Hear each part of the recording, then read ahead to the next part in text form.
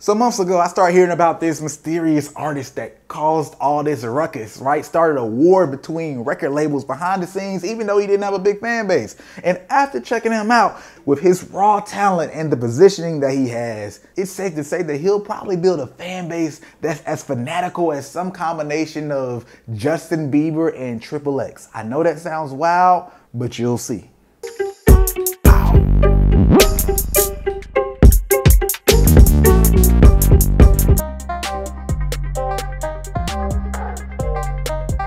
What's up, everybody? Once again, it's BrandMan Sean, and here's 10 things that you should know about the mysterious rise of Naples, Florida rapper Dominic Fike.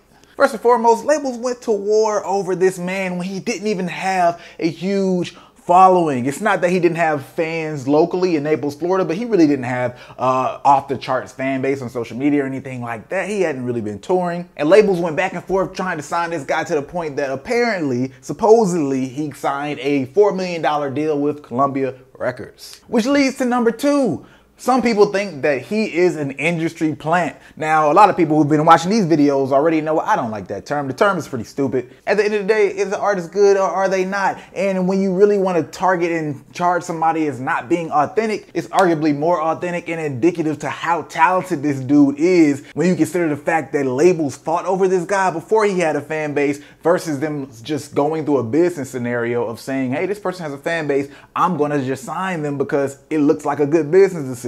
And not only did labels have a war about this guy, there are so many people who are co-signing him because he has just off the charts raw talent. Still, at the point of this video, he only has like 45,000 followers on Instagram, but when I click his page, I see some pretty big people following him. There's Mike Boy Jr., Samuelson, the mother effing great, Raheem the Dream, Gibson Hazard. Y'all know how I feel about Gibson Hazard's work. Some dude named Gary V, Mark Gianni, and the Rap Page. And those are people who happen to be following him that I follow as well. There's also people like Kevin Abstract who's giving him a cosign. If you don't know Kevin, that's from Brockhampton. People like Russ, DJ Khaled, so many huge names have acknowledged him, not because they're working with him or something like that and they can make money off of him, but just from the musical talent, which is really what number 3 is about. This guy's talent is off the charts. When I first listened to this guy's music, right, the first song I heard was Jada Pinkett.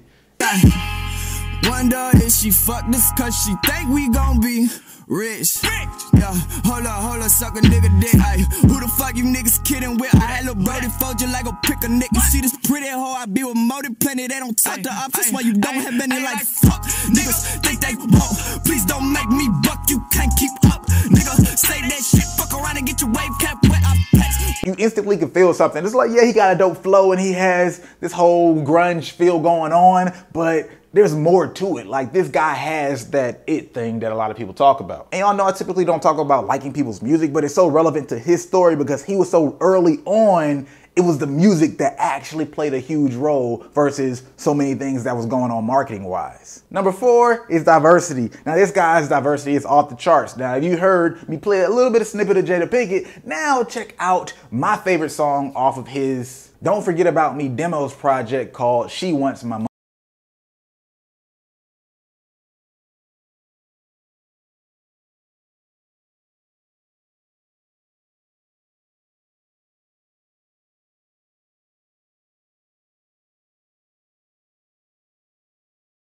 On a song like Jada Pinkett, and then when I heard She Wants My Money and just that entire project in general, I was really like, yo, okay, I really understand like what's going on here. This is something special. It really made me understand why record labels were fighting over this man. I was like, yo, this is the full package. I really get why it's just a no-brainer. It's hard for a label to mess this up. Like something with real resources, you can really make something out of this guy's situation. And to speak further on his diversity, I know a lot of people don't think I necessarily promote diversity. I don't like diversity. No, that's besides the point. It's about patience and wanting your diversity to play out. You have to peel back over time like layers on an onion as opposed to revealing everything about yourself and wanting people to love all of you at once. And this guy is doing just that, which I like even more. If you try to hear the old music that Dominic put out, like, I mean, the lows and lows of rap music that he was known for, where he came from, you're not gonna be able to find it. It's not that he never did the other style, right, with the acoustic guitar and all that stuff. It's not that it never existed, but his rap was one of the primary things that he was known for where he came from. And not only was all the old style music wiped clean for the most part, the Don't Forget About Me demos, when that was re-released, because it was dropped in, I believe, 2017, re-released October 16th, 2018, that was one specific style, and he's reintroducing himself as an artist and blowing himself up around that particular sound. So it's not that he doesn't have the old style, but what most people who don't know the old him are gonna know him for is this side of him. And he's already received some minor pushback, because old fans where he's from, as you can read in a Complex article that was super in-depth and worth reading, I'll put a link in the description below. The old fans where he's from pretty much say, yo man, like rap more, or man, these people don't understand like how dope you are at rapping. Like that Jada Pinkett song is pretty much the only thing you can hear him like rapping to that extent on the internet that I found personally. But because it is playing out in this way, I don't know if it's all his personal strategy or some of it has to do with labels and things like that, but because it's playing out this way, it really positions him to be a big star. Which leads me to number 5, back to the Don't Forget About Me demos. Now his story in general is amazing. There's a lot of interesting details when you think from rag to riches, tough life to better life. But one of the more interesting things about Don't Forget About Me, the demos, is it dropped on October 16th, 2018, because that was the day that he was driving his mom to jail. His mom is going to be in jail for 2 years, and that actually played into one of the reasons that he took a record deal. He needed the money to help his family. It wasn't something that could wait forever for him to grind it out. One of the type of things that a lot of critics don't take into account when they talk about people not staying independent and selling out because they got a record deal and things like that. People got real lives, y'all. Ain't nobody worried about you. And it's definitely also something worth noting that the fact that he dropped it in 2017, took it off the internet after the deal and re-released it on a different platform is also a reminder that, you know, great content never dies, right? It goes to sleep. You can take it away, but then if it gets the right platform or a greater platform, it can still make an impact. Old music is not necessarily dead music.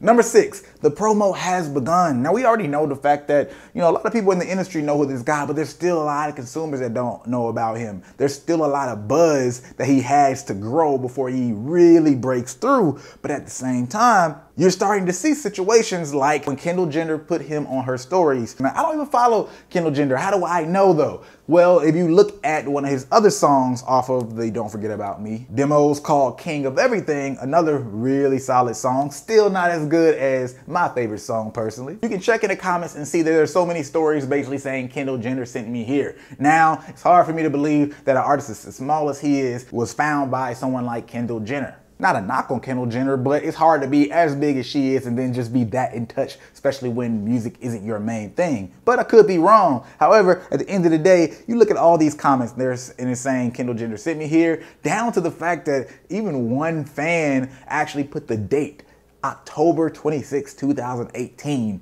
That was when I was sent here by Kendall Jenner from her stories. Fans are wild, y'all. Number 7, apparently he can use the N-word. So the only reason I'm mentioning this is because a lot of people were apparently mad at him for using the N-word because, I mean, look at him. He looks white to a lot of people. You know how America is, black and white a lot of times and how they think. And with this mini backlash and outrage, it came out that he's half black, half Filipino. So, you know, Number 8, tattoos. There's 2 prominent tattoos that you really get here listed for him a lot of times. It's one tattoo kind of on his forehead-ish that says Lame Boys Entertainment, and then there's another one that's an apple. These tattoos have become really great for branding, the way people put these things out here for artists. And it's funny because when I saw his tattoo, the apple, the first time, I was like, oh man, this is some kid probably making some statement about how he doesn't like big brands or big companies or just being, you know, whimsical about something. Turns out his sister's name is Apple, and it's kind of inspiration, reminding him why he's doing what he's doing, why he wants to come up and provide for his family. And that's what assumptions can do. It could make you create an entire situation that has nothing to do why it's actually done. I was thinking something super deep. It's a simple answer. Number 9, this guy's story is deep. And greater than that, this guy puts his story into his music, which is always refreshing when you're able to find out more about the artist. One of the common lyrics that I've actually heard multiple people reference is looking for somebody different, because my daddy was a pimp, my mama had her issues, but I miss her anyway. When you put stuff like this in your music, people connect. Even if they can't relate, they feel like they know more about you and like you're revealing something about yourself. You're being vulnerable. And everything that I've heard from this guy leads me to believe that this will be something constant for him. And last but not least, it brings me to number 10. He's the new Post Malone. Is he really? No, that's not something I necessarily agree with, but I said the statement because a lot of people have said that. Not a whole lot, but I've seen it quite enough just to address it. I think that's because he can sing and he can rap. And we're not just talking about, you know, Bryce or Tiller sing rappy or something like that. We're talking about he's literally singing an entirely different genre and doing it very well, but he raps entirely different and he's doing it very well. Post is more of a hybrid of genres versus really being super strong in completely different genres. So that's one thing that I kind of disagree with, but also the way Post's career has been built up, he's more so of a hit maker, right? The guy has hit song after hit song. When we're talking about commercial levels of success, I don't think that's necessarily going to happen with Dominic in terms of being as strong of a singles artist, but I do think he'll be able to have just the same level of success, or if not greater. I see him more of a John Mayer, a 2019 John Mayer, who's going to have the level of connection with his fan base that's somewhere in between Justin Bieber and Triple X. As a matter of fact, not in between, some combination of those two. I know that sounds weird, but just wait and see. I have a reasoning for why I say that. Anyway, those were 10 facts about Dominic Fike. I would love to know what you guys think. Have you guys listened to this guy's music? Because this guy's stuff is amazing. Just a little bit I've heard of it so far, and definitely interested in hearing more about him. As an artist, if you're watching this, there's plenty of things that you can take away perspective-wise. I picked these particular facts for a reason, but other than that, if you like this video, go ahead, hit the like button. If you like, you might as well share it. And if you're not subscribed, you know what to do. Hit that subscribe button.